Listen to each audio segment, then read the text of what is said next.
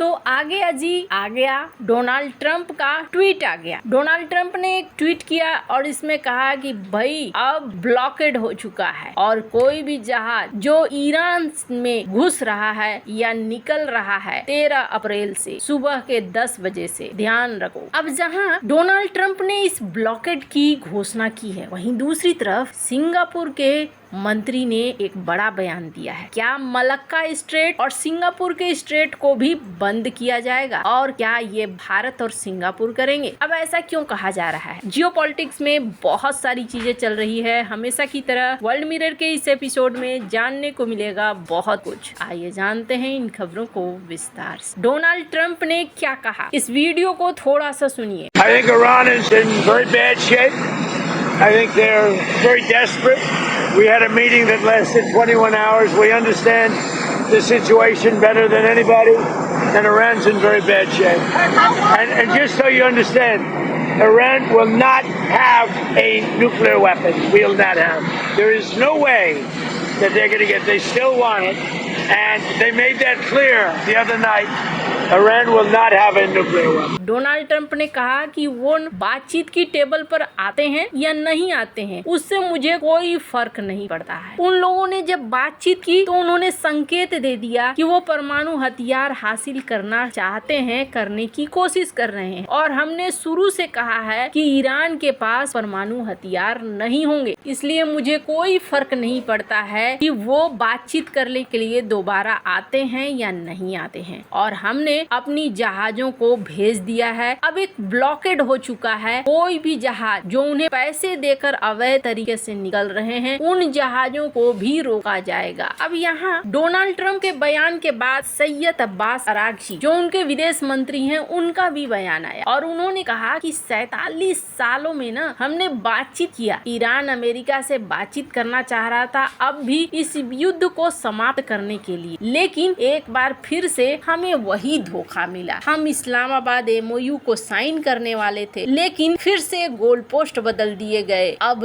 Blockade किया जा रहा है, जीरो लेसन सीखा गया। अब ये जो बता रहे हैं अरागची ने हालांकि इस बार ये साफ साफ नहीं लिखा कि परमाणु हथियार तो हम बनाएंगे ही या स्टेट ऑफ मलक्का पे कंट्रोल हम रखेंगे ही। ईरान को लेकर डोनाल्ड ट्रंप ने एक बात साफ कह दिया कि ईरान की स्थितियां हमें बहुत अच्छे से पता है। अब ईरान बातचीत करने आए या न आए, हम जो है अपना एक्शन लेंगे। डोनाल्ड ट्रंप इतने बौखलाए हुए क्यों हैं? पहली बात तो ये कि स्ट्रेट ऑफ हॉर्मुज को बंद करना गलत है, इसलिए भी बौखलाए हैं। स्ट्रेट ऑफ हॉर्मुज को अगर ईरान बंद करता है तो क्या दो देश एक बहुत बड़े स्ट्रेट को बंद कर सकते हैं, जिससे ईरान का भी व्यापार रुक जाएगा और ईरान की सारी कमाई का जरिया तुरंत से बंद हो जाएगा। लेकिन हाँ, उससे बात करने से पहले ये भी जान लीजिए कि डोनाल्ड ट्रंप अपना एक प्लान लेकर चल रहे हैं। डोनाल्ड ट्रंप ने ठीक वेनेजुएला के माफिक इसकी भी ब्लॉकेड करनी शुरू कर दी है। अब भारत और चाइना दो ऐसे देश हैं जिनको छूट मिली हुई थी और ये आराम से तेल खरीद रहे थे। भारत ने तो ईरान से तेल भी खरीदना शुरू कर दिया था। अब पता नहीं वो तेल भारत आ पाएगा या नहीं आ पाएगा। पहली बात तो ये डोनाल्ड ट्रंप चाहते हैं कि चाइना को तेल ना मिले। दूसरी चीज वो ये चाहते हैं कि युआन में पेमेंट करके भी बहुत सारे जहाज निकल रहे थे, जिससे चाइना की करेंसी को बल मिल रहा था और पेट्रो डॉलर को चुनौती मिल रहा था।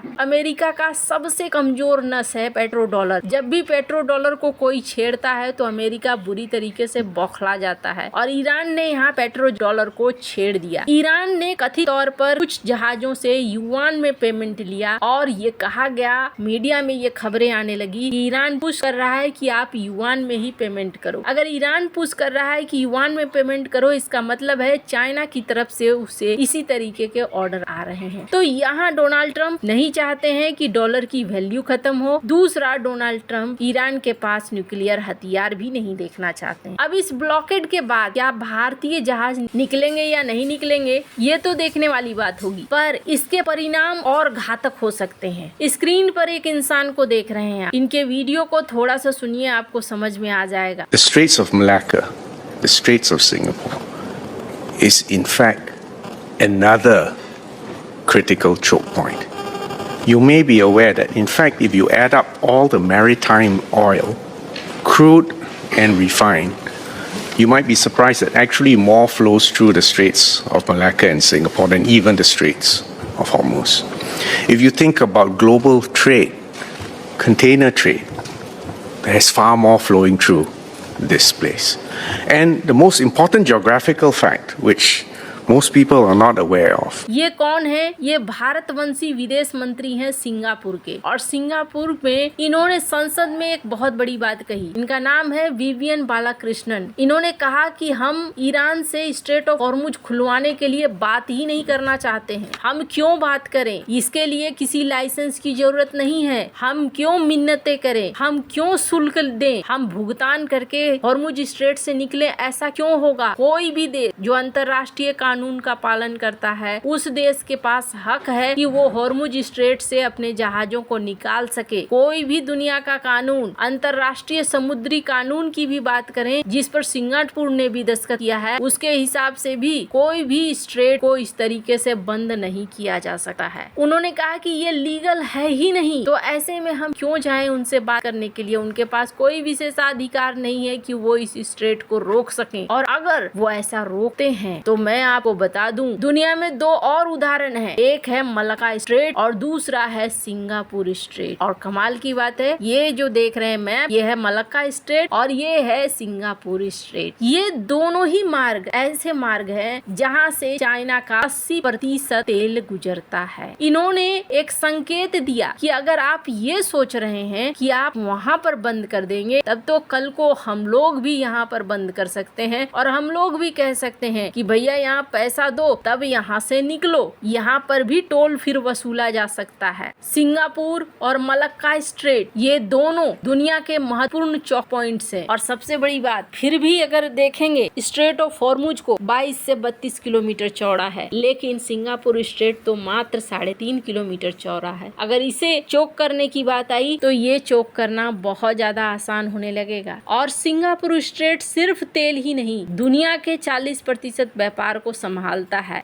यहाँ से जापान, चाइना, दक्षिण कोरिया जैसे देशों को 80% से ज्यादा तेल गुजरती है। खैर, अब ये तो साफ साफ दिख रहा है, अगर कानून की बात होती है, अगर ईरान को फिर ये अधिकार मिलता है तो फिर मलक्का स्ट्रेट में भी यही तय होगा, फिर सिंगापुर स्ट्रेट में भी तय होगा। सिंगापुर के विदेश मंत्री ने ये बात बिल्कुल सही बोली, अगर आप एग्जाम्पल गलत सेट करते हो तो फिर आपको आशाएं भी गलत रखनी चाहिए। ऐसा ही हो सकता है। यह एक संकेत दे रहे हैं, कूटनीतिक तौर से इस एग्जाम्पल को रख रहे हैं, लेकिन ये एग्जाम्पल बहुत ही ज्यादा जरूरी है। हाल ही में भारत ने मलक्का स्ट्रेट के पास अपना एक युद्धाभ्यास भी किया था, जिसको लेकर भी कहा गया था कि आखिर अचानक से भारत मलक्का स्ट्रेट के पास युद्धाभ्यास क्यों कर रहा है। तो अगर ईरान इस तरफ बढ़ता है तो उसके लिए मुश्किल खड़ी हो सकती है। आपको क्या लगता है इन सब मामले में? आप क्या राय है कमेंट कर जरूर बताएं। जल्द मिलते हैं अगले वीडियो में नई खबर के साथ।